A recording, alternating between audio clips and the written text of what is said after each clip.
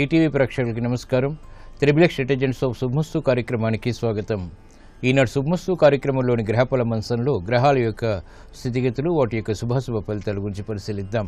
అలాగే ఈరోజు 12 రాశుల వారికి ఏ సంఖ్యలు కలిసి వస్తాయి, రంగుల యొక్క ప్రాధాన్యత, ఈరోజు ఇందువారం లేదా సోమవారం సందర్భంగా వివిధ రాశుల వారు వివిధ దైవాలను పూజించడం ద్వారా ఎటువంటి ఉత్తమ ఫలితాలు లభిస్తాయి అనేటువంటి విషయాలతో పాటు మూలా నక్షత్ర జాతకులు ఇంకా అదృష్టాన్ని పెంపొందింపజేసుకోవాలంటే ఎటువంటి ప్రక్రియలు చేపట్టాలో జన్మ నక్షత్రం అదృష్ట ఫలం అనేటువంటి శీర్షికలో తెలుసుకుందాం. శివాలయంలో దీపారాధన చేసేటప్పుడు ఎటువంటి నియమాలు పాటించాలి అనేటువంటి అంశాన్ని ఆచారం సంప్రదాయం అనేటువంటి శీర్షికలో పరిశీలిద్దాం. అలాగే ముఖ్యంగా 12 రాశుల వారు ఈరోజు చేపట్టవలసినటువంటి కార్యక్రమాలు ఏమిటో కూడా తెలుసుకుందాం. ముందుగా నేటి పంచాంగ వివరాలు. శ్రీ హేవలంబి నామ సంవత్సరం వైశాఖ మాసం, ఉత్తరాయణం, వసంత ఋతువు.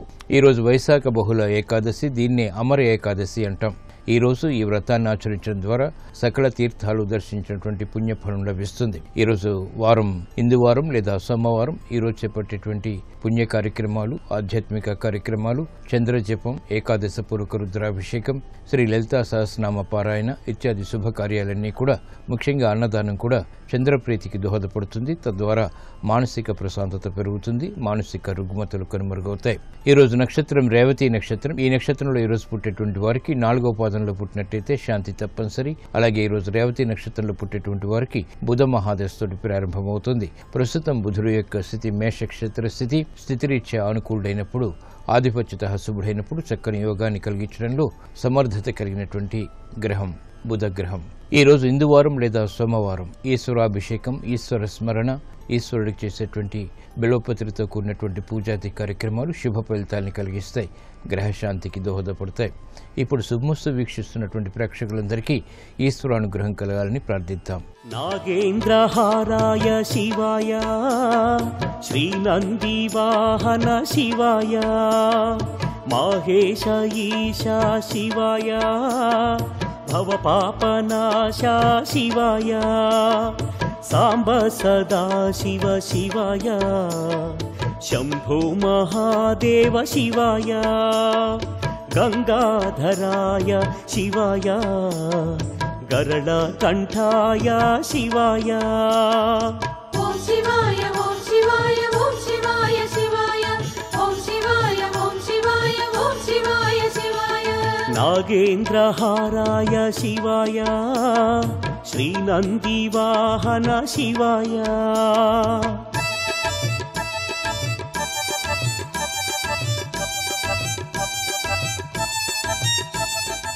ఇప్పుడు 12 రాశుల వారికి గ్రహాల స్థితిగతుల రీత్యా ఏర్పడేటువంటి శుభాశుభ ఫలితాలను పరిశీలిద్దాం.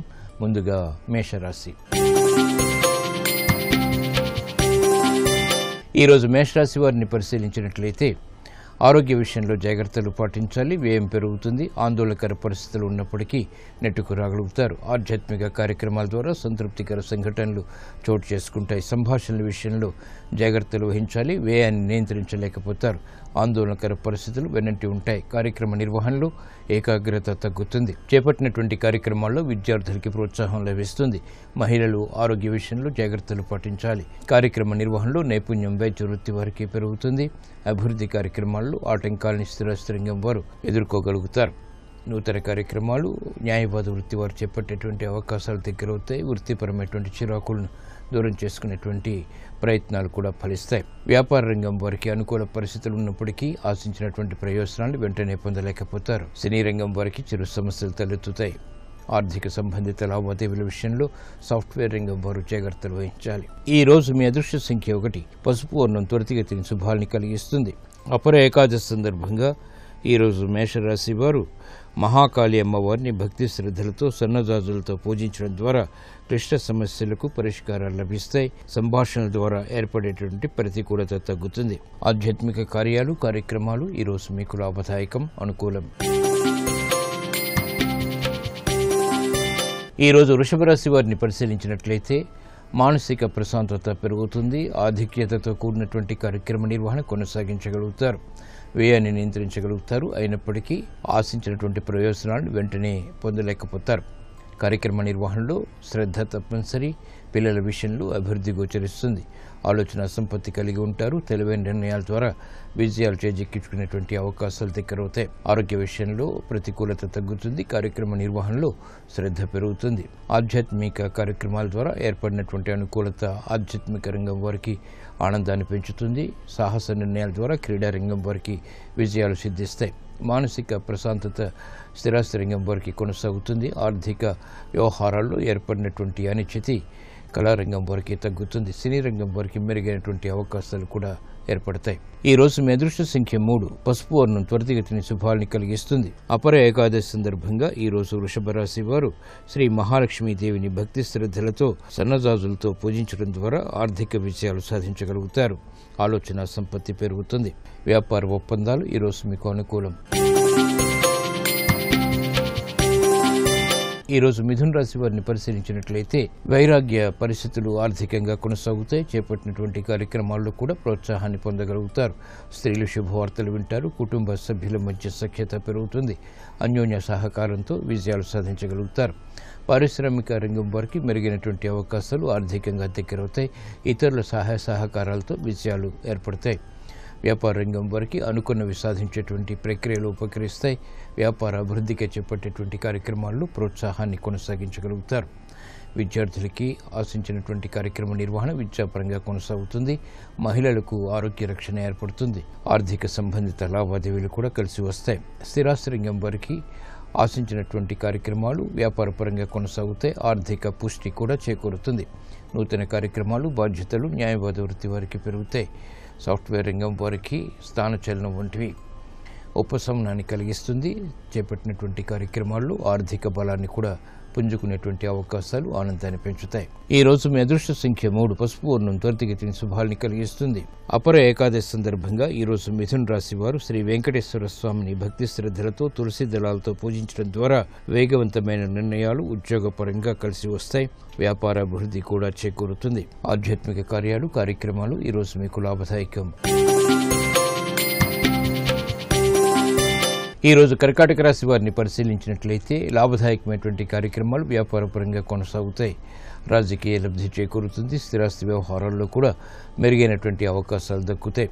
నూతన కార్యక్రమాన్ని చకచకా ప్రారంభించగలుగుతారు. అదృశ్య సంఘటన గృహరీత్యా చోటు చేసుకుంటాయి. గతంలో చేసినటువంటి పొరపాట్లు సవరించుకునేటువంటి అవకాశాలు కూడా దగ్గరవుతాయి. కార్యక్రమాలను వేగవంతంగా పూర్తి చేయగలుగుతారు. అనిశ్చిత పరిస్థితులు ఆర్థికంగా పారిశ్రామిక రంగం వారికి తగ్గుతాయి. నూతన ఉత్సాహం వ్యాపార రంగం వారికి పెరుగుతుంది. క్రియాశీలక నిర్ణయాలు విద్యార్థులకు ఉపకరిస్తాయి. క్రమశిక్షణతో రాణించగలుగుతారు. మహిళలకు ఆరోగ్య రక్షణ ఏర్పడుతుంది. తెలివైన నిర్ణయాలు తద్వారా విజయాలు చేకూరుతాయి. కార్యక్రమాలని వేగవంతంగా న్యాయవాద వృత్తి వారు కూడా చేపట్టగలుగుతారు. కోర్టు సంబంధిత వ్యవహారాల్లో మెరుగైనటువంటి అవకాశాలు దక్కుతాయి. ఈ రోజు మీ అదృష్ట సంఖ్య 6. తెలుపు వర్ణం ప్రశాంతతను పెంచుతుంది. అపర ఏకాదశి సందర్భంగా ఈ రోజు కర్కాటక రాశి వారు ఈశ్వరుణ్ణి బిల్వదళాలతో భక్తి శ్రద్ధలతో పూజించడం ద్వారా ఆర్థిక పుష్టి చేకూరుతుంది. నష్టద్రవ్య ప్రాప్తి ఏర్పడుతుంది. గృహ కార్యక్రమాలు ఈ రోజు మీకు అనుకూలం. ఈ రోజు సింహరాశి వారిని పరిశీలించినట్లయితే ఆకస్మిక అనుకూల మార్పులు ఆర్థికంగా దగ్గరవుతాయి. చేపట్టినటువంటి కార్యక్రమాల్లో ప్రోత్సాహం లభిస్తుంది. వ్యయం ఉన్నప్పటికీ ఆదాయాన్ని సమాంతరంగా కూడగట్టుకునేటువంటి ప్రక్రియలు ఉపకరిస్తాయి. ఆనందకర పరిస్థితులు గృహరీత్యా చోటు చేసుకుంటాయి. వాహన సౌఖ్యం కొనసాగుతుంది. మిత్రుల ద్వారా లబ్ధి చేకూరుతుంది. శత్రు భీతి పోతుంది. కార్యక్రమాలను వేగవంతంగా న్యాయవాద వృత్తి వారు చేపట్టగలుగుతారు. కోర్టు సంబంధిత వ్యవహారాల్లో ఆశించినటువంటి ప్రయోజనాలు సాధించగలుగుతారు. క్రమశిక్షణతో కూడినటువంటి కార్యక్రమాలు ఉద్యోగస్తులకు ఉపకరిస్తాయి. నూతన ఉత్సాహం పెరుగుతుంది. ప్రతిభ గుర్తింపబడుతుంది. మహిళలకు ఆనందకర వాతావరణం గృహరీత్యా నెలకొంటుంది. శుభ వార్తలు వింటారు. సంతోష సంఘటనలు పిల్లల ద్వారా ఏర్పడతాయి. ఆనందాన్ని పెంచుతాయి. కార్యక్రమ నిర్వహణలో బాధ్యతల్ని సాఫ్ట్వేర్ రంగం వారు సక్రమంగా నిర్వహించగలుగుతారు. వైద్య వృత్తి వారికి అనుకూల పరిస్థితులు వృత్తిపరంగా చోటు చేసుకుంటాయి. ఈ రోజు మీ అదృష్ట సంఖ్య 9. ఎరుపు వర్ణం ధైర్యాన్ని కలిగిస్తుంది. అపర ఏకాదశి సందర్భంగా ఈ రోజు సింహరాశి వారు శ్రీ దక్షిణామూర్తిని భక్తి శ్రద్ధలతో చామంతులతో పూజించడం ద్వారా తెలివైన నిర్ణయాలు తద్వారా విజయాలు చేతికందుతాయి. ఆలోచన విధానంలో మంచి మార్పులు చేకూరుతాయి. అభివృద్ధికి దోహదపడతాయి. వాహన కొనుగోళ్లు వంటివి ఈ రోజు మీకు అనుకూలం. ఈరోజు కన్యారాశి వారిని పరిశీలించినట్లయితే సంబంధ బాంధవ్యాలు మెరుగవుతాయి. మెరుగైనటువంటి కార్యక్రమ నిర్వహణ గృహపరంగా కొనసాగుతుంది. బలమైన మిత్రుల ద్వారా లబ్ధి చేకూరుతుంది. ఆకస్మిక అనుకూల మార్పులు ఆర్థికంగా వ్యాపారపరంగా కొనసాగుతాయి. చేపట్టినటువంటి కార్యక్రమాలపై పట్టు బిగించగలుగుతారు. రాజకీయ జోక్యాలు కలిసి వస్తాయి. నూతన కార్యక్రమాలను స్థిరాస్తి రంగం వారు ప్రారంభించగలుగుతారు. అభివృద్ధి కార్యక్రమాల్లో సాఫ్ట్వేర్ రంగం వారికి ప్రోత్సాహం లభిస్తుంది. విదేశీ సంబంధిత లావాదేవీలు కలిసి వస్తాయి. నూతన ఉత్సాహం విద్యార్థులకి పెరుగుతుంది. మహిళలకు శుభ పరిణామాల ద్వారా ఆశించినటువంటి ప్రయోజనాలు పొందగలుగుతారు. స్నేహితుల ద్వారా లబ్ధి చేకూరుతుంది. మిత్రుల సహాయ సహకారాలు కూడా లభిస్తాయి. ఆనందకర వాతావరణం సాఫ్ట్వేర్ రంగం వారికి కలిసి వస్తుంది. వినోదాల్లో పాల్గొంటారు. చేపట్టినటువంటి కార్యక్రమాలపై వ్యవసాయ రంగం వారు పట్టు బిగించగలుగుతారు. ఈ రోజు మీ అదృష్ట సంఖ్య 2. ఆకుపచ్చ వర్ణం రక్షణకి దోహదపడుతుంది. అపర ఏకాదశి సందర్భంగా ఈ రోజు కన్యారాశి వారు శ్రీ మహావిష్ణువుని తులసి దళాలతో భక్తి శ్రద్ధలతో పూజించడం ద్వారా వేగవంతమైన అనుకూల మార్పులు ఆర్థికంగా చేకూరుతాయి. కుటుంబ సఖ్యత పెరుగుతుంది. వ్యాపార విస్తరణ వంటివి ఈ రోజు మీకు అనుకూలం. ఈరోజు తులారాశి వారిని పరిశీలించినట్లయితే ఆర్థిక సంబంధిత లావాదేవీల్లో చిరు సమస్యలు తలెత్తుతాయి. ప్రయాణాల విషయంలో జాగ్రత్తలు పాటించాలి. రాజకీయాల్లో అతి జోక్యం ద్వారా సమస్యల్ని ఆహ్వానిస్తారు కాబట్టి జాగ్రత్తలు పాటించాలి. స్థిరాస్తి ప్రతికూల పరిస్థితులు విస్మయాన్ని కలిగిస్తాయి. కార్యక్రమ నిర్వహణలో ఏకాగ్రత అన్ని రంగాల వారికి తప్పనిసరి. ఆర్థిక సంబంధిత లావాదేవీలు సాఫ్ట్వేర్ రంగం వారికి మొదట ప్రతికూలత, తర్వాత అనుకూలతని కలిగిస్తాయి. ప్రయాణాల విషయంలో జాగ్రత్తలు పాటించాలి. ఆర్థిక సంబంధిత లావాదేవీలు సినీ రంగం వారికి లాభిస్తాయి.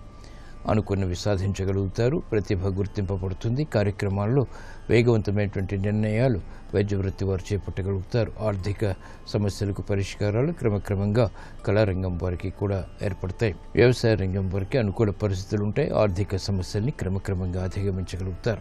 ఈ రోజు మీ అదృష్ట సంఖ్య 5. ఆకుపచ్చ వర్ణం రక్షణకి దోహదపడుతుంది. అపర ఏకాదశి సందర్భంగా ఈ రోజు తులారాశి వారు మహాగణపతిని భక్తి శ్రద్ధలతో గరికతో పూజించడం ద్వారా అష్టమ రవి కుజుల ద్వారా ఏర్పడేటువంటి అతి ప్రమాదాలు కనుమరుగవుతాయి. విఘ్నాలు కూడా కనుమరుగవుతాయి. రుణ ప్రయత్నాలు ఈరోజు మీకు అనుకూలం. ఈరోజు వృశ్చిక రాశి వారిని పరిశీలించినట్లయితే ఆకస్మిక అనుకూల మార్పులు ఆర్థికంగా చోటు చేసుకుంటాయి. తెలివైన నిర్ణయాలు తీసుకోగలుగుతారు. సమస్యలను పరిష్కరించుకునేటువంటి అవకాశాలు దగ్గరవుతాయి. స్థిరాస్తి విషయాల్లో కూడా అనుకూలత పెరుగుతుంది. లాభదాయకమైనటువంటి కార్యక్రమాలు వృత్తిపరంగా చేపట్టగలుగుతారు. అనుకూల పరిస్థితులు అన్ని రంగాల వరకు క్రమక్రమంగా దగ్గరవుతాయి. ఆనందాన్ని పెంచుతాయి. ఆర్థిక సంబంధిత లావాదేవీలు పారిశ్రామిక రంగం వారికి కలిసి వస్తాయి. ఆశించినటువంటి కార్యక్రమ నిర్వహణ కొనసాగించగలుగుతారు.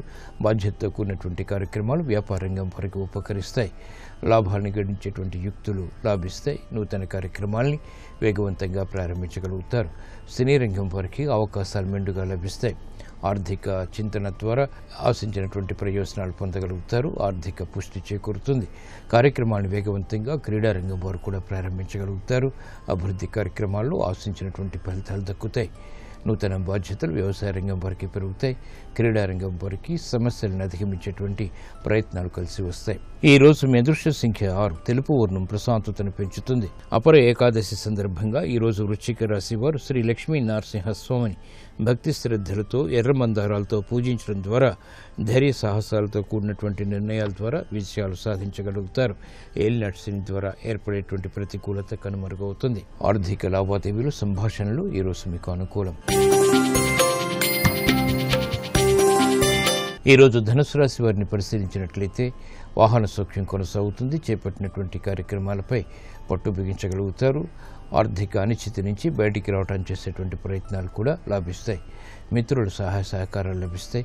గతంలో చేసినటువంటి పొరపాట్లు సవరించుకునేటువంటి కార్యక్రమ నిర్వహణ కలిసి వస్తుంది. ఆర్థిక సంబంధిత కార్యక్రమాల్లో ఆచితూచి పారిశ్రామిక రంగం వారు వ్యవహరించాలి. సాహస నిర్ణయాల ద్వారా క్రీడారంగం వారికి సమస్యలు ఎదురవుతాయి కాబట్టి జాగ్రత్తలు పాటించాలి. ఓర్పుతో కూడినటువంటి నిర్ణయాలు స్థిరాస్తి రంగం వారికి కలిసి వస్తాయి. సహనం మహిళలకి తప్పనిసరి. ఆర్థిక వ్యవహారాల్లో ఏర్పడినటువంటి అనిశ్చిత పరిస్థితుల్ని స్థిరాస్త్రంగా వారు క్రమక్రమంగా ఎదుర్కోగలుగుతారు. ఆరోగ్య విషయంలో జాగ్రత్తలు పాటించాలి. ఈ రోజు మీ అదృష్ట సంఖ్య 5. పసుపు వర్ణం త్వరితగతిని శుభాన్ని కలిగిస్తుంది. అపర ఏకాదశి సందర్భంగా ఈ రోజు ధనుస్సు రాశి వారు శ్రీ మహాలక్ష్మీ దేవిని చామంతులతో భక్తి శ్రద్ధలతో పూజించడం ద్వారా వేగవంతమైన అనుకూల మార్పులు ఆర్థికంగా చేకూరుతాయి. గతంలో ఏర్పడినటువంటి ప్రతికూల పరిస్థితులు ఆర్థికంగా ఇప్పుడు కనుమరుగవుతాయి. వ్యాపార నిర్ణయాలు ఈరోజు మీకు అనుకూలం. ఈ రోజు మకర రాశి వారిని పరిశీలించినట్లయితే ప్రయాణాల ద్వారా ప్రయోజనాలు సాధించగలుగుతారు. విద్యా సంబంధిత విషయాల్లో యోగ్యత లభిస్తుంది. కార్యక్రమాలను వేగవంతంగా పూర్తి చేయాలనేటువంటి తపన సాఫ్ట్వేర్ రంగం వారికి పెరుగుతుంది. ఆధ్యాత్మిక కార్యక్రమాల ద్వారా సంతృప్తికర సంఘటనలు చోటు చేసుకుంటే గృహ సంబంధిత కార్యక్రమాల్లో మహిళలకు ప్రోత్సాహం లభిస్తుంది. కార్యక్రమాలను వేగవంతంగా పూర్తి చేయగలుగుతారు. అదృష్ట సంఘటన గృహరీత్యా ఆనందాన్ని పెంచుతాయి. శుభ పరిణామాలు కూడా చోటు చేసుకుంటాయి. శుభవార్తలు వింటారు. అనుచిత పరిస్థితులు ఆర్థికంగా స్థిరాస్త్రంగం వారికి దూరం అవుతాయి. విదేశీ సంబంధిత ప్రయాణాలు వంటివి విద్యాపరంగా విద్యార్థులకు ఉపకరిస్తాయి. ఉద్యోగస్తులు శుభవార్తలు వింటారు. ఆర్థిక సంబంధిత లావాదేవీలు న్యాయవాద వృత్తి వారికి లాభిస్తాయి. ఈ రోజు మీ అదృష్ట సంఖ్య 9. ఎరుపు వర్ణం ధైర్యాన్ని కలిగిస్తుంది. అపర ఏకాదశి సందర్భంగా ఈ రోజు మకర రాశి వారు శ్రీ ఆంజనేయ స్వామిని ఎర్రటి పుష్పాలతో భక్తి శ్రద్ధలతో పూజించడం ద్వారా ఏలినాటి ద్వారా ఏర్పడేటువంటి అడ్డంకులు తొలగిపోతాయి. దూర ప్రయాణాలు ఈ రోజు మీకు అనుకూలం. ఆశించినటువంటి ప్రయోజనాన్ని కలిగిస్తాయి. ఈ రోజు కుంభరాశి వారిని పరిశీలించినట్లయితే మానసిక వైషమ్యాలు తగ్గుతాయి. చేపట్టినటువంటి కార్యక్రమాలపై సహనంతో కూడిన నిర్ణయాల ద్వారా విజయాలు సాధించగలుగుతారు. గతంలో ఆగిపోయినటువంటి కార్యక్రమాన్ని పునఃప్రారంభించగలుగుతారు. అభివృద్ధి కార్యక్రమాల్లో ఆటంకాలు కూడా సడలిపోతాయి. వ్యవహారిక విషయాల్లో నెగ్గుకు రాగలుగుతారు. ఆత్మవిశ్వాసాన్ని పెంపొందింప చేసుకునేటువంటి కార్యక్రమాలు కలిసి వస్తాయి. విద్యాపరమైనటువంటి చిక్కులకు సమస్యలకు పరిష్కారాలు కూడా లభిస్తాయి. విద్యార్థులకి మెరుగైనటువంటి మార్పులు విద్యాపరంగా చోటు చేసుకుంటే ఆలోచన సంపత్తి పెరుగుతుంది.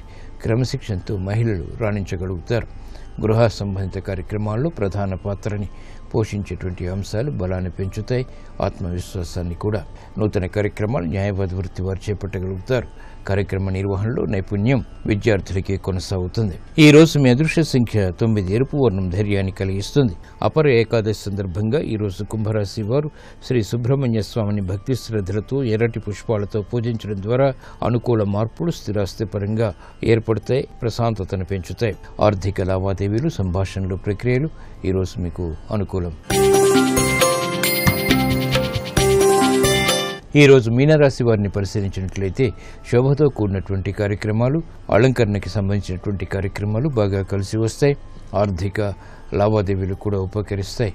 ధైర్యంతో కూడినటువంటి కార్యక్రమ నిర్వహణ కొనసాగించగలుగుతారు. ఆత్మవిశ్వాసం పెరుగుతుంది. స్థిరాస్తి విషయాల్లో అనుకూలత పెంపొందింప చేసుకునేటువంటి అవకాశాలు దగ్గరవుతాయి. రాజకీయ వ్యవహారాలు లాభిస్తాయి. ఆర్థిక పరిస్థితి పారిశ్రామిక రంగం వారికి మెరుగవుతుంది. వ్యాపార వ్యవహారాల్లో వ్యాపార రంగం వారికి తెలివైన నిర్ణయాల ద్వారా విజయాలు సిద్ధిస్తాయి. పోటీని ఎదుర్కోగలుగుతారు. సమర్థతతో కూడినటువంటి కార్యక్రమాలు సాఫ్ట్వేర్ రంగం వారికి లాభిస్తాయి. విదేశీ వ్యవహారాల్లో ఏర్పడినటువంటి ప్రతికూలత స్థిరాస్తి రంగం వారికి తగ్గుతుంది. న్యాయవాద వృత్తి వారికి కోర్టు సంబంధిత వ్యవహారాల్లో ప్రత్యేక గుర్తింపు లభిస్తుంది. ఆశయాల్ని ఆచరింపగలిగేటువంటి అవకాశాలు రాజకీయ రంగం వారికి లాభిస్తాయి. ఈ రోజు మీ అదృష్ట సంఖ్య 2. తెలుపు వర్ణం ప్రశాంతతను పెంచుతుంది. అపర ఏకాదశి సందర్భంగా ఈ రోజు మీనరాశి వారు ఈశ్వరుణ్ణి భక్తి శ్రద్ధలతో ఆవు పాలతో అభిషేకించడం ద్వారా వేగవంతమైన మార్పులు ఆర్థికంగా చేకూరుతాయి. సఖ్యత పెరుగుతుంది. ఆనందకర సంఘటనలు గృహంలో చోటు చేసుకుంటాయి. వాహన కొనుగోలు వంటివి ఈ రోజు మీకు అనుకూలం, లాభదాయకం.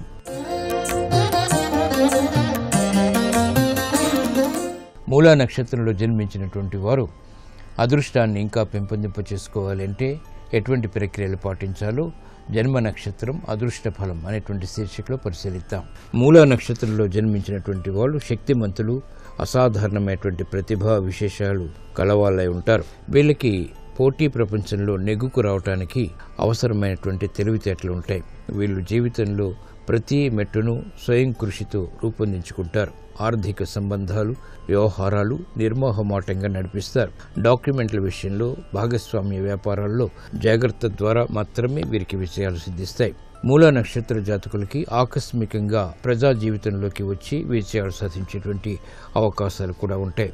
వెండి పాత్రలో తేనెను పోసి గృహంలో వీరు ప్రతినిత్యం ఈశాన్య దిశగా ఉంచుకోవటం ద్వారా ఉత్తమ ఫలితాలు లభిస్తాయి. కుంకుమ పువ్వును పాలలో కలిపి శుక్రవారం నాడు వీరు స్వీకరించడం ఆరోగ్య రక్షణకి దోహదపడుతుంది. బంగారపు వస్తువులు పసుపు పచ్చని వస్త్రంలో ఉంచి దగ్గర ఉంచుకోవటం ద్వారా విలువైనటువంటి సమాచారాన్ని పొందగలుగుతారు. అభివృద్ధి గోచరిస్తుంది. వైద్యానికి ఉచితంగా మందులు ఇవ్వటం ద్వారా వీరికి ఉపశమనం లభిస్తుంది. గ్రహశాంతి ఏర్పడుతుంది. మంగళవారం లేదా ఆదివారం 7 ఒత్తుల దీపాన్ని వెలిగించటం వల్ల చక్కటి ప్రయోజనం వీరికి ఏర్పడుతుంది. గ్రహశాంతి చేకూరుతుంది. అనేక రంగులతో చేసినటువంటి గుర్రపు బొమ్మ పడగదిలో వీరు ఉంచుకోవటం ద్వారా ప్రతినిత్యం శుభవార్తలు వింటారు. వీరికి అదృష్టవారం గురువారం, అదృష్ట దిశ వాయువ్యం. ఉపవాసం శుక్రవారం నాడు వీరికి శుభ ఫలితాలను కలిగిస్తుంది. అదృష్ట రంగు బంగారపు రంగు. అదృష్ట సంఖ్యలు 3, 7. వీరు మహాసరస్వతిని, గాయత్రి మాతని, అలాగే గణపతిని ఆరాధించడం ద్వారా విఘ్నాలు కనుమరుగవుతాయి, విజయాలు దగ్గరవుతాయి.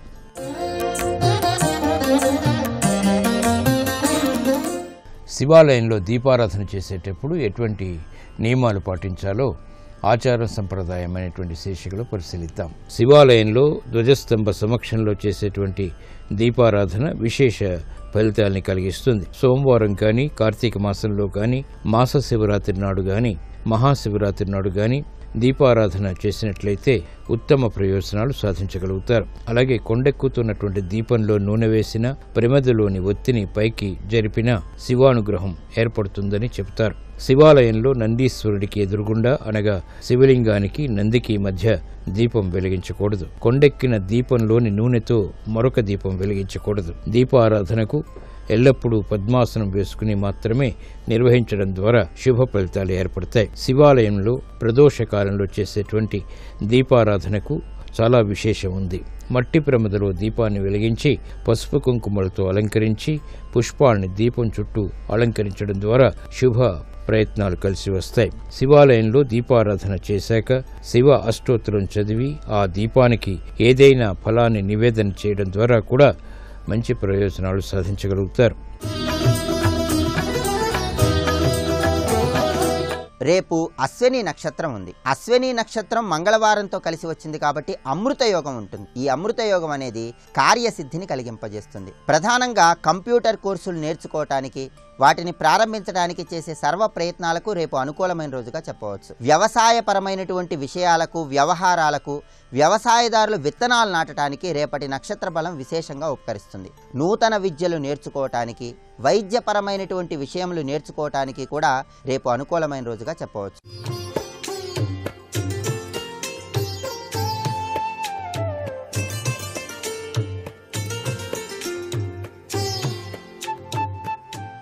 XXX డిటర్జెంట్ సోప్ శుభమస్తు కార్యక్రమంలో గృహబలం అంశానికి స్వాగతం. వాస్తుశాస్త్రంలో చాలా చక్కటి నియమబద్ధమైనటువంటి విశేషాంశాలు ఉన్నాయి. వాటిని గనక పాటించినట్లయితే అదృష్టకరమైనటువంటి జీవితాన్ని కొనసాగించడానికి ఆస్కారం ఉంటుంది. ఒక గృహంలో నివసించేటువంటి ప్రతి ఒక్కరూ కూడాను శాంతి, సౌఖ్య, ఆనంద తత్వాలతో జీవితాన్ని గడపడానికి సూత్ర ప్రాతిపదికలని ఆచరించడం సర్వే సర్వత్రా సుఖదాయకం. ప్రతి గృహంలో గృహ యజమాని, గృహిణి సూర్యోదయాత్పూర్వమై నిద్ర నుంచి లేవటం, దైవచింతన తత్పరతో కూడినటువంటి కార్యక్రమాలు ప్రారంభించడం, ఇంటిని అనుక్షణం పరిశుభ్రంగా ఉంచుకోవటం అనేటువంటి ఇత్యాది విషయాలు ప్రతి ఒక్కరూ కూడా గుర్తుపెట్టుకోవాలి. గోమాత సేవ చేయటం వారానికి ఒక్కసారైనా మర్చిపోకుండా ఆచరించటం సర్వే సర్వత్రా శుభదాయకవంతమైన ప్రభావాన్ని కలిగింపచేస్తుంది. మీ ఇంటి చుట్టూతా కూడా కాలి నడక ఉన్నట్లయితే, అంటే ఇంటికి ఎప్పుడూ కూడాను చుట్టూతా కూడాను వరసందు అనేటువంటిది ఏర్పాటు చేసుకోవాలి. ప్రదక్షిణ పద అంటారు దాన్ని. ఎవరైతే ప్రదక్షిణ పదగా ఇల్లు నిర్మాణం చేస్తారో ఆ ఇల్లు సర్వసౌఖ్యాలతో విరాజిల్లుతుంది అని చెప్పేసి శాస్త్రం. స్థలం పోతుంది కదా అని చెప్పేసి చాలామంది వరసందులు ఏర్పాటు చేసుకోకుండా ఉంటున్నారు. దానివల్ల చాలా అనర్థం ఏర్పడుతుంది. ప్రదక్షిణ పద అంటారు. ఇంటికి కూడా ప్రదక్షిణ పదం ఉండాలి తప్పనిసరిగా. ఇంటి ముందు భాగాన బ్రహ్మాండమైనటువంటి చెట్లు పెరిగినాయి, ఆ స్థలంలో ఇల్లు కట్టాలనుకుంటున్నారు. మీరు కట్టాలి అనుకున్నటువంటి స్థలానికి ఎదురుగా ఉన్నటువంటి ఆ స్థలంలో ఉన్నటువంటి చెట్లు కొట్టేటప్పుడు చాలా జాగరూకత వహించాలి. దానికి సంబంధించిన వృక్షదేవత పూజ చేసి చెట్టు తీసి మరొక చోట చెట్టు కొత్తది నాటి తర్వాతనే మీరు గృహ నిర్మాణం చేసుకోవటం సర్వే సర్వత్రా కూడా శుభదాయకం. సాసిద్ధంగా ఇటువంటి చెట్లు కొట్టి వేసేటప్పుడు 6 నెలల పాటు గృహ నిర్మాణాలు చేపట్టరు అని కూడా శాస్త్రం. పాత ఇంటి కలప కొత్తగా కట్టేటువంటి ఇండ్లకు ఎప్పుడూ కూడా ఉపయోగించకూడదు. ఓ గృహంలో 3 ద్వారాలు కానీ 3 దీపాలు కానీ 3 మంచాలు కానీ ఉండటం మంచిది కాదు. రాత్రి కాలంలో ఎటువంటి పరిస్థితుల్లోనూ మనం శంకుస్థాపన చెయ్యం. అలా తెలియక చేసినట్లయితే చాలా అరిష్టం ఏర్పడుతుంది అని చెప్పేసి కూడా శాస్త్రం. ఎప్పుడూ సూర్యోదయం కావాలి శంకుస్థాపన చెయ్యాలి అన్నప్పుడు. సూర్యుడి యొక్క తేజోవంతమైన కిరణ ప్రభావం మీ యొక్క శంకుస్థాపన స్థలంలో పడి తీరాలి. అప్పుడే ఆ స్వామిని ధ్యానం చేసి మనం శంకుస్థాపన ప్రారంభిస్తాం. శంకుస్థాపన, గృహప్రవేశం మొదలైనవన్నీ కూడాను ఇంటి ఇల్లాలు గర్భవతిగా ఉన్నప్పుడు మాత్రం చేయం. 6వ మాసం లోపు చేయవచ్చు అని చెప్పేసి కొంతమంది శాస్త్రవేత్తలు తెలియజేశారు. అందు దోషం ఏమీ లేదు అని. 6వ నెల వస్తే మాత్రం ఎటువంటి పరిస్థితుల్లో శంకుస్థాపనాదులు గృహ నిర్మాణాలు చేపట్టకూడదు. సూర్యకిరణాలు మనం నివసించే గృహంలో ప్రవేశించేటట్టుగా కట్టుకోవాలి. అది సర్వే సర్వత్రా శుభదాయకవంతమైన ప్రభావాన్ని కలిగింపచేస్తాయి. మనం నివసించే గృహంలో దక్షిణ భాగం కానీ పశ్చిమ భాగం కానీ ఎక్కువగా బరువులు ఉండేటట్టుగా ఏర్పాటు చేసుకోండి. ఇంటి నిర్మాణం చేసేటప్పుడు కూడాను ఈశాన్యంలో ఇటుకలు తోలించడం, ఐరన్ సిమెంటు అక్కడ ఉంచడం చేస్తే నిర్మాణం సజావుగా సాగదు, మెల్లగా సాగుతుంది. బరువులు ఉండవలసిన ప్రాంతంలోనే వేసి చేయాలి. నైరుతిలో కానీ పడమరలో కానీ ఆ యొక్క నిర్మాణ సామాగ్రిని వేయటంలో తప్పులేదు. పశ్చిమను కానీ దక్షిణను కానీ వాలు వరండాలు వేయటం దరిద్రానికి చేటు. ఉచ్చస్థానపు నడకలు సిరి సంపదలకు చేరువ అవుతాయి. ఎప్పుడు ఏది అమర్చినప్పటికీ కూడాను తలుపులు దర్వాజాలు అమర్చేటప్పుడు ఉచ్చస్థానంలో అమర్చే విధంగా ఉండాలి. నీచ స్థానంలో ఎప్పుడు కూడాను అమర్చకూడదు. ఈశాన్యంలో కనుక నీళ్ల తొట్టి కనుక ఉన్నట్లయితే భవిష్యత్తుకు చాలా యోగవంతమైన ప్రభావాన్ని కలిగింపజేస్తుంది. ఈశాన్యంలో బోరు సంపదలు మీ ఇంట ఉండటానికి తార్కాణం. ఈశాన్యంలో బోరు కనుక పడ్డది అంటే ఐశ్వర్యయుక్తమైన జీవితాన్ని పొందుతారు వీళ్ళంతా అని చెప్పేసి అర్థం. ఉత్తర ఈశాన్య నడక సిరి సంపదల్ని పెంపొందింపజేస్తుంది. దక్షిణ భాగమున పశ్చిమ భాగమున వెడల్పులు బరువులు ఉంచటం శుభకరంగా మరొకసారి మనం గుర్తు తెచ్చుకుందాం. దక్షిణ భాగమున కానీ నైరుతి భాగాన కానీ కొండలు గుట్టలు ఉన్నట్లయితే మంచి ఫలితాన్ని ఇస్తాయి. తూర్పున ఖాళీ స్థలం ఉంటే మంచి ఫలితం పొందుతాం. ఉత్తరంలో కూడాను ఖాళీ స్థలం ఉంటే అభివృద్ధికరమైన ప్రభావాన్ని పొందుతాం. పశ్చిమంలో మాత్రం ఖాళీ స్థలం ఎక్కువ ఉండకూడదు, దానివల్ల అభివృద్ధి ఆగిపోతుంది అని చెప్పే శాస్త్రం. గృహంలో దక్షిణ భాగమున ఫ్లోరింగ్ ఎత్తుగా ఉండాలి. మీరు గృహం కట్టేటప్పుడు ఫ్లోరింగ్ కూడా దక్షిణ భాగంలో ఎత్తుగా ఉండాలి. నివసించే గృహం పై భాగాన నైరుతి దిశలో నీళ్ల ట్యాంకు ఏర్పాటు చేయటం మంచిది. సింహద్వారము పాత కర్రలతో చేయించరాదు. దేవతా ప్రతిష్టలు ఇంట్లో పూజా మందిరంలో చిన్న విగ్రహాలు అమర్చుకోవడానికి ఉత్తరాయణ పుణ్యకాలం చాలా శుభదాయకవంతమైన ప్రభావాన్ని కలిగింపజేస్తుంది. గురు శుక్ర మూఢలలో గృహ నిర్మాణం గృహప్రవేశాలు చేయకూడదు. మీ ఇంటి ఆవరణలో తూర్పు దిక్కున ఒక తులసిని నాటండి.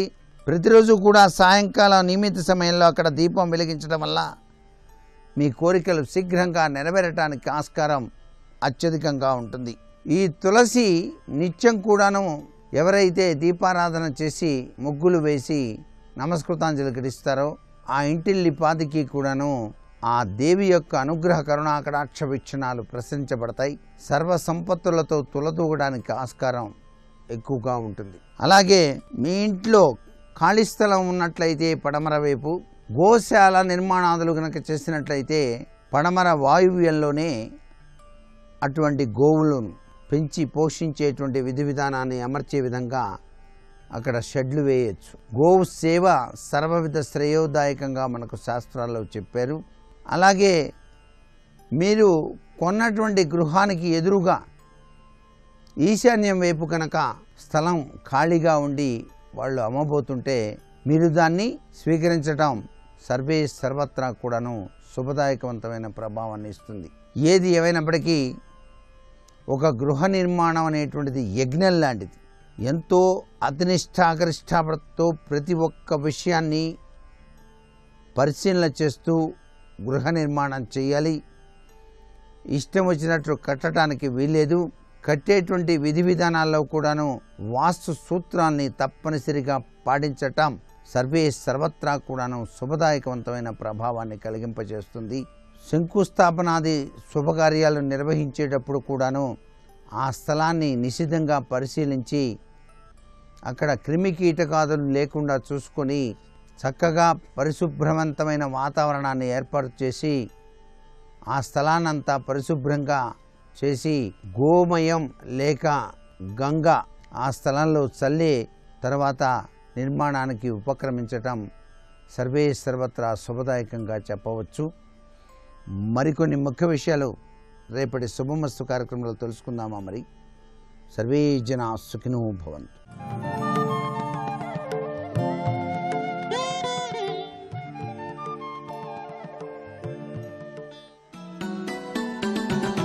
गोवर्धनोद्धार गोपरिपाल गोपाल कृष्ण हरे गोपिकलोला गोपाल बाल गोपाल कृष्ण हरे देवकी नंदन देवादिदेव गोपाल कृष्ण हरे वसुदेव नंदन श्री वासुदेव गोपाल कृष्ण हरे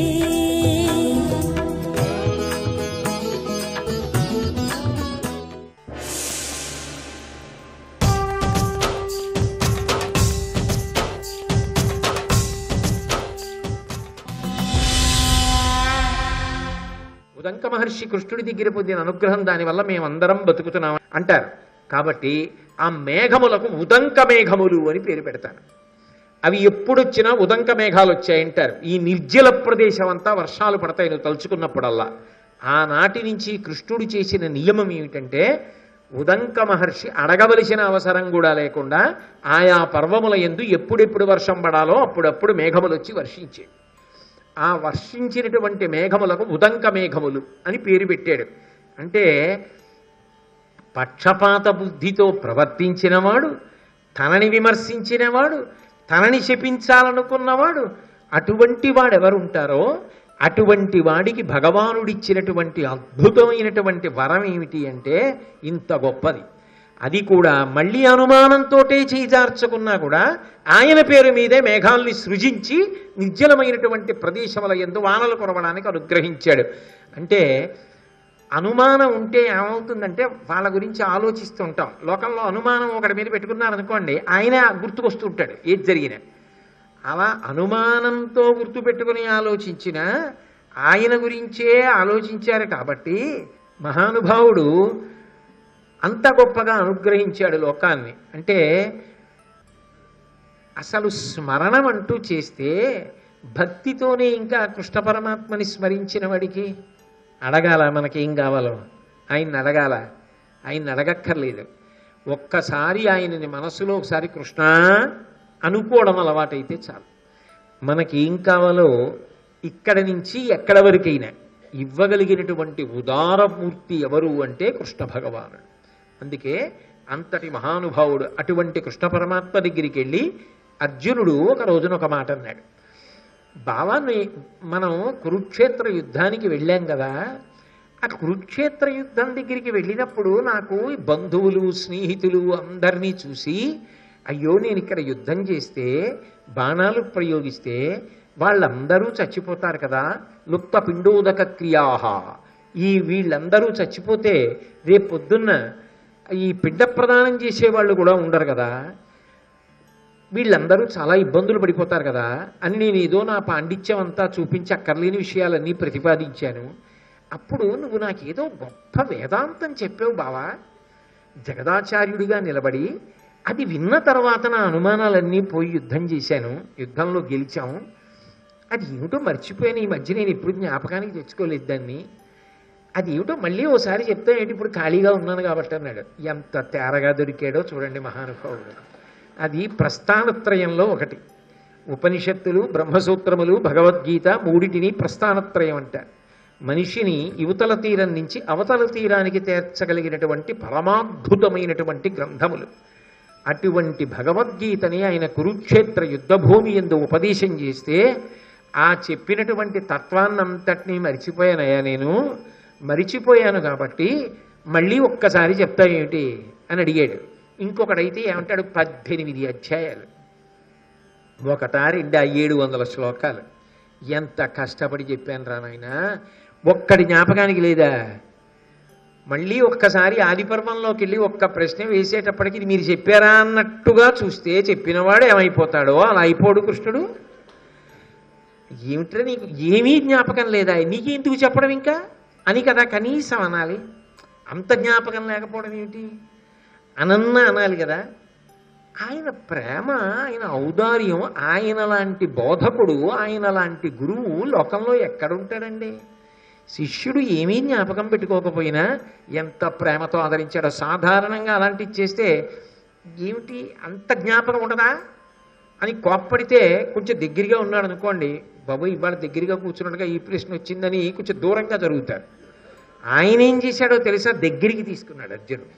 ఇప్పుడు చెప్పిన వేదాంతం అంతా మరిచిపోతే దగ్గరికి తీసుకుని అది నగుచునొక కేల అతని కౌగిట చేర్చి బుద్ధితత్వ విహీనుండును శ్రద్ధారహితుడనై తని దూరి ముకుందుడిట్టులను అతనితో. ఓ చేత్తో అలా అనగానే ఓ నవ్వు నవ్వి, అన్నీ మర్చిపోయాను బావా, కనీసం అర్జున విషాద యోగంలో నేను చెప్పింది గుర్తుందంతే. ఇంకా తర్వాత నువ్వు మొదలెట్టిన మొదటి శ్లోకం కూడా నాకు జ్ఞాపకం లేదు, మళ్ళీ చెప్పు అంటే చక్కగా ఇలా పట్టుకుని దగ్గరికి తీసుకుని నవ్వుతూ కౌగిలించుకుని, అర్జున బుద్ధితత్వ విహీనుండును శ్రద్ధారహితుడను అయిదని దూరి నువ్వు శ్రద్ధ వదిలేశావు, భక్తి వదిలేశావు. బుద్ధి నిలబెట్టడం అన్న మాటకు అర్థం ఏమిటి? భక్తి. నమ్మి ఉండడం అన్న మాటకు అర్థం ఏమిటి? శ్రద్ధ. ఏది మరిచిపోరు? ఇది మనని గట్టెక్కిస్తుంది. ఇటువంటి మాటలు మళ్ళీ మళ్ళీ వినపడడం సాధ్యమా? సాధ్యం కానప్పుడు ఈ మాటలు మనం బాగా జ్ఞాపకం పెట్టుకోవాలి కదా. అస్తమానం వినపడే మాటల ఆ మాటలు అన్నప్పుడు వాటిని మననం చేస్తూ ఉండాలి. మననం చేసుకుని మనసులో బాగా పెట్టుకోవాలి. ఎందుకు పెట్టుకోవాలి అంటే ఇవి నన్ను గట్టెక్కిస్తాయి, ఇవి నాకు కావలసినవి, అవి ఇప్పిస్తాయి. నేను ఏ మార్గంలో వెళ్ళాలో ఆ మార్గంలో అవి నన్ను నడిపిస్తాయి అన్న నమ్మకం ఉంటే శ్రద్ధ అంటారు. శాస్త్రస్య గురువాక్యస్య సత్యబుద్ధ్యావధారణ సా శ్రద్ధ కనితా సిద్ధి యయా వస్తూపలభ్యతే. గురువుగారు చెప్పిన మాట, శాస్త్రము చెప్పిన మాట పరమ సత్యములు, అవి నన్ను ఉన్నతికి తీసుకెడతాయి అని ఎవడు నమ్ముతాడో వాణ్ణి శ్రద్ధావాన్ లభతే జ్ఞానం. గీతలోనే చెప్పాడుగా, వాణ్ణి శ్రద్ధ కలిగిన వాడు అంటారు. అటువంటి శ్రద్ధ కలిగిన వాడికి జ్ఞానము కలుగుతుంది. అంతే తప్ప ఏదో నృత్య ప్రదర్శనకి వెళ్ళినట్టో సంగీత కచేరీకి వెళ్ళినట్టో అంతా వినేసి ఆకరణ ప్రసాదం పుచ్చుకుని వెళ్ళిపోయి ఇంటికి వెళ్ళిన తర్వాత ఏం చెప్పారంటే అబ్బాయి ఏదో చెప్పారు లేదు, కాసేపు అలా ప్రశాంతంగా ఉంది అంటే ఏదో ఒకటైనా జ్ఞాపకం ఉండాలి కదా మరి. అందుకని ఆ శ్రద్ధ లేకపోతే ఎలా? నీకు ఆ శ్రద్ధ లేదు, రెండు బుద్ధి లేదు. బుద్ధి లేదంటే భక్తి లేదు. బుద్ధి ఉన్నవాడివి అయితే జ్ఞాపకం పెట్టుకోవాలి కదా. ఎలా మర్చిపోయావు? అది యుద్ధానికి సంబంధించింది కాదు, జీవితాలు తరించడానికి సంబంధించిన విషయం. మరిచిపోయానంటావేమిటి? శ్రద్ధా బుద్ధి రెండూ లేకపోతే ఎలా అర్జున అని ఓ చిన్న నవ్వు నవ్వి ప్రేమతో కౌగిలించుకుని దగ్గరికి తీసుకుని మళ్ళీ భగవద్గీత యొక్క సారాన్నంతటినీ కూడా అర్జునుడికి అందించాడు. సారాన్ని చెప్తున్నాడు అనుకోండి, నిజమే నిజమే ఇది చెప్పాడు గుర్తొచ్చింది, ఇప్పుడు గుర్తొచ్చింది అంటాడు. నేను ఒకటి చెప్తుంటే మిగిలినవి జ్ఞాపకానికి వస్తూ ఉంటాయి. అసలు మొత్తం ఇంకా ఏమైపోయింది అన్నది మొత్తం అంతా అదృశ్యం అయిపోలేదుగా. ఎక్కడా సమన్వయం కుదరట్లేదు, ఏమి జ్ఞాపకానికి రావట్లేదు. కానీ ఒకటి మొదలెట్టాడు అనుకోండి, గుర్తొచ్చింది. ఇప్పుడు అవును మీరు అది చెప్పినప్పుడు ఇది కూడా చెప్పారు, నిజమే అంటాడు. అందుకని ఏది సారభూతమైన విశేషమో అటువంటి సారభూతమైన విశేషాన్ని అర్జున నీకు మళ్ళీ చెప్తాను అని మళ్ళీ ప్రారంభం చేసి ఆయనకి వినిపించాడు. కానీ నిజంగా అర్జునుణ్ణి క్షమించి చెప్పినా నాకనిపిస్తుంది భారతంలో ఆంధ్రీకరించినప్పుడు తిక్కన గారు 700 శ్లోకాలని మళ్ళీ భగవద్గీతను యథాతథంగా అందించే ప్రయత్నం చేయలే. ఎందుకంటే భగవద్గీత అద్భుతమైనటువంటి విశేషం. అది ఆ శ్రద్ధాభక్తులు కలిగిన వాళ్ళు దాన్ని అందుకుంటారు, కృష్ణ పరమాత్మ అనుగ్రహం కలుగుతుంది అనుకున్నారేమో, సంక్షిప్తంగా అందించారు. కృష్ణ పరమాత్మ అసలు భారతానికి సారం అదే కదా. భారతానికి సారమైనది అర్జునుడు మరిచిపోయాను అని అడిగితే, కథంతా వినేసిన భారతం అంతా విన్నామన్నా, భారతంలో ఉన్న వ్యక్తుల గురించి మాకంతా తెలిసిందన్నా, అసలు తెలియవలసింది భగవద్గీత. అది తెలియలేదంటారేమో, కనీసం సారం అందిస్తే చాలు, అది జీవితాల్ని ఉద్ధరిస్తుంది అనుకున్నాడో ఏమో. దేశకాలములతో సంబంధం లేకుండా జగత్తు యందు ఆయనకున్నటువంటి అపారమైన ప్రేమ. జగద్గురువు మహానుభావుడు. గురువుకున్న లక్షణం ఏమిటి? ఎన్ని దోషాలు చేసినా క్షమించి ప్రేమతో ఉపదేశం చేయడమే. అందుకే మళ్ళీ ఉపదేశం చేశాడు. కురుక్షేత్రమునందు బోధింపబడినటువంటి తత్వము భగవద్గీత అని పిలువబడితే దీన్ని అనుగీత అని పిలుస్తారు. ఈ అనుగీతలో అత్యంత ప్రధానమైన విషయములను భగవద్గీత యొక్క సారాన్నంతటినీ కూడా నిక్షేపిస్తూ మాట్లాడాడు. అందులో కృష్ణ పరమాత్మ ఒక మాట అంటాడు, అర్జున, శరీరం అనేటటువంటిది పరమేశ్వరుడిచ్చినటువంటి గొప్ప కానుక. అందుకే శరీరమద్యం ఖలు ధర్మసాధనం అని ఆర్యోక్తి. ఈ శరీరము ధర్మసాధనము. ఈ శరీరమును భగవంతుడు ఇచ్చినటువంటి కారణం చేత మహోత్కృష్టమైనటువంటి ప్రయోజనము నెరవేరుతుంది. ఈ శరీరం ఉన్నది కాబట్టి మనం పుణ్యకార్యములను చేయడం సాధ్యమవుతుంది. ఇప్పుడు ఈ శరీరంతో ఉన్నాం కాబట్టి దీన్ని అడ్డుపెట్టి ఒక దేవాలయంలోకి ప్రవేశిస్తాం. ఈ శరీరంతో ఒక దేవాలయానికి ప్రదక్షిణం చేస్తాం. పరమాత్మని 2 చేతులతో పూజ చేస్తాం, నమస్కరిస్తాం. భారత భాగవత రామాయణాది గ్రంథములను వింటాం. సమాజమునకు సేవ చేస్తాం. 10 మంది యొక్క సంతోషం కోసం మనం బ్రతకడమే భగవంతుని యొక్క అనుగ్రహమునకు మనం పాత్రులమవడానికి కారణము అని నమ్మి ప్రవర్తిస్తాం. ఈ శరీరమునందు అంతర్భాగంగా మనుష్యునకు పరమేశ్వరుడిచ్చినటువంటి పరమాద్భుతమైనటువంటి కానుక స్వరపీఠిక. ఈ స్వరపీఠిక కంఠంలో ఉంది కాబట్టి ఒక్క మనుష్యుడు మాత్రమే మాట్లాడగలడు. అలా మాట్లాడగలం కాబట్టి వాంగ్మయాన్ని తెలుసుకుని వేరొకరికి బోధ చేసేటటువంటి అవకాశం ఉంటుంది. అలాగే ఆ మాట వలన ఎంత కష్టంలో ఉన్న వాళ్ళకి కూడా ఉపశాంతి కల్పించవచ్చు. ఇన్ని అద్భుతమైనటువంటి విశేషములతో కూడుకున్న శరీరాన్ని మనకి ధర్మసాధనంగా ఇచ్చాడు. ఈ శరీరం వల్ల ఉండేటటువంటి 2వ ప్రయోజనం ఏమిటి అంటే, ఈ శరీరంతో గత జన్మలలో చేసుకున్నటువంటి పాపాన్నంతటినీ కూడా పోగొట్టుకుంటాం.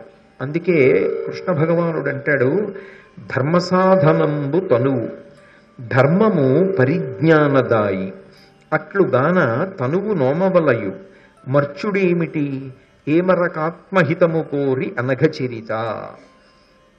ఈ శరీరం అనేటటువంటిది ధర్మసాధనము. దీనితో ధర్మం చేయవచ్చు. అంతేకాదు, గత జన్మలలో చేసుకున్నటువంటి పాపము కానీ గత జన్మలలో చేసుకున్న పుణ్యము కానీ క్షయమైపోవాలంటే, అంటే అనుభవంలోకి వచ్చి పూర్తయిపోవాలంటే శరీరం ఉండాలి. శరీరము లేకపోతే పాపపుణ్యములను పోగొట్టుకోవడం కుదరదు. అనుభవించడానికి పాపము పుణ్యము లేదనుకోండి, అదే విడుదల, అదే మోక్షము. ఇక శరీరాన్ని పొందరు. ఇందులో మీరు జాగ్రత్తగా గమనిస్తే ఈ పాపము అనేటటువంటి దానికి ఫలితము దుఃఖము. ఈ దుఃఖం అనుభవించాలి అంటే చేసిన పాపమునకు ఫలితంగా ఏదో ఒక కష్టం వస్తుందని, మానసికము కావచ్చు, శారీరకము కావచ్చు. ఒక శరీరం ఉన్నది కాబట్టి గత జన్మలలో చేసుకున్నటువంటి పాపములకు సంబంధించినటువంటి ఫలితము దుఃఖముగా అనుభవంలోకి వచ్చినప్పుడు పోగొట్టుకోవడం సాధ్యమవుతోంది. చేసిన పుణ్యము ఇక్కడ పొందినటువంటి భోగము సుఖము రూపంలో పోతోంది. ఒక్కొక్క సుఖాన్ని ఒక్కొక్కడు అనుభవిస్తాడు. ఆ సుఖమును అనుభవించడం ద్వారా చేసిన పుణ్యం పోతోంది. ఇప్పుడు బ్యాంకులో కొంత డబ్బు వేస్తాం, క్రమక్రమంగా డబ్బు తీసుకుంటూ వెళ్ళామనుకోండి, ఆ నిల్వ ఉన్నంతకాలం వాళ్ళు ఏమనరు, ఇస్తూనే ఉంటారు. కానీ నిలవ అయిపోయిందనుకోండి, ఆ తర్వాత కాగితం పట్టుకెళ్ళినా మీ సొమ్ము మా దగ్గర ఏం లేదండి ఇప్పుడు అంటారు. అలాగే పుణ్యము ఎంతకాలము ఖాతాలో ఉంటుందో, నిలవలో ఉంటుందో అంతకాలమే సుఖం అనుభవిస్తాడు. ఆ పుణ్యం అంతా క్షయమైపోయిందనుకోండి, ఇక సుఖం అనుభవించే అవకాశం ఉండదు. అందుకే అన్నిటికన్నా మనిషి గుర్తుపెట్టుకోవలసింది ఏది అంటే, కేవలము తన కుటుంబ సభ్యులు మాత్రమే కాదు, తన జీవుడు కూడా ఉన్నాడు. ఊపిరి ఆగిపోయినప్పుడు కుటుంబ సభ్యులు అని ఎవరిని పిలుస్తున్నాడో వాళ్ళందరితోటి అనుబంధములు తెగిపోతాయి.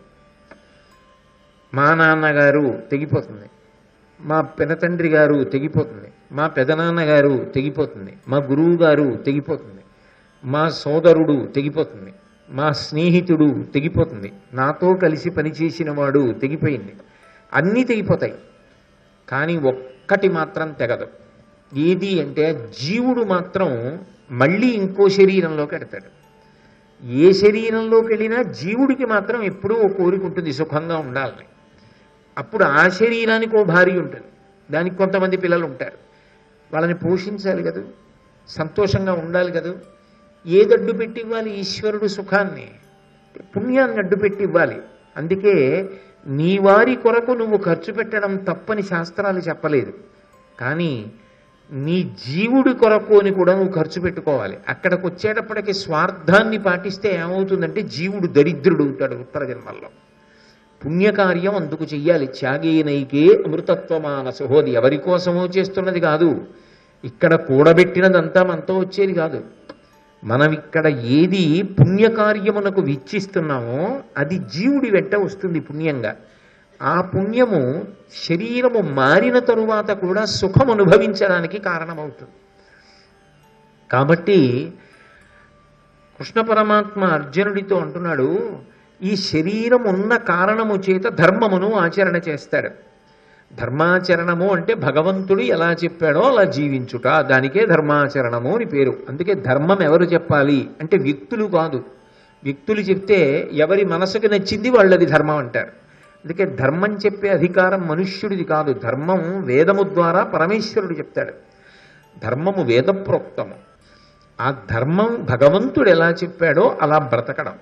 విహిత కర్మ చెయ్యవలసినది చెయ్యడం, నిషిద్ధ కర్మ చెయ్యకూడదన్న దాన్ని చెయ్యకుండా ఉండడం. ఇలా ధర్మాన్ని పాటించగా పాటించగా పాటించగా భగవంతుడి యొక్క అనుగ్రహం కలుగుతుంది. ధర్మాచరణం చేసేవాడిని ఇష్టపడతాడు. అంతేకాని ఏదో 2 తులసి దళాలు, పూలదండ, 24 గంటలు బతికున్నంత కాలం అంతవరకే పరిమితం అయిపోమని శాస్త్రాలు చెప్పట్లేదు. ఈశ్వరుడు చెప్పినట్లు బ్రతుకుట. అలా ఎవడు బ్రతుకుతున్నాడో వాడు ధర్మాత్ముడు అని పిలువబడతాడు. ఆ ధర్మాచరణము చేసేటటువంటి వాడి యందు ఈశ్వరుడికి ప్రీతి ఉంటుంది. ఆ ధర్మం చేయడానికి ఏముండాలి? ఈ శరీరం ఉండాలి. ఈ శరీరం ఉంటే ధర్మాచరణం. అప్పుడు జీవుని యందు ఈశ్వరుడికి ప్రీతి కలుగుతుంది. అప్పుడు ఈశ్వరుడు ఏం చేస్తాడంటే చిత్తశుద్ధినిస్తాడు. పాత్రత అంటారు. నా దగ్గర మంచి పాయసం ఉందనుకోండి, నేను మీకు ఆ పాయసం ఇస్తాను, ఏదైనా గిన్నె తెచ్చుకోండి అన్నాను అనుకోండి, దాని నిండా దుమ్ము ధూళి నిండిపోయిన పాత్ర తెచ్చారనుకోండి, నేను ఎంతో కష్టపడి తయారు చేసినటువంటి అత్యంత ముఖ్యమైనటువంటి పాయసాన్ని ఆ పాత్రలో పోస్తానా? ఈ పాత్ర అపరిశుభ్రంగా ఉంది, ఇందులో పొయ్యడం కుదరదంటాను. అందుకే ముందు భగవంతుడు ఏమిస్తాడంటే చిత్తశుద్ధినిస్తాడు. ఆ చిత్తశుద్ధి పాత్రత. ఇప్పుడు ఆ చిత్తశుద్ధి వచ్చిన తరువాత జ్ఞానమును అనుగ్రహిస్తాడు. అది కృష్ణ పరమాత్మ చెప్తున్నది. ధర్మసాధనంబు తనువు. ఈ శరీరమును మొట్టమొదట ధర్మం కోసం ఉపయోగించాలి. మొదటి పెట్టుబడి ఏది అంటే శరీరమే.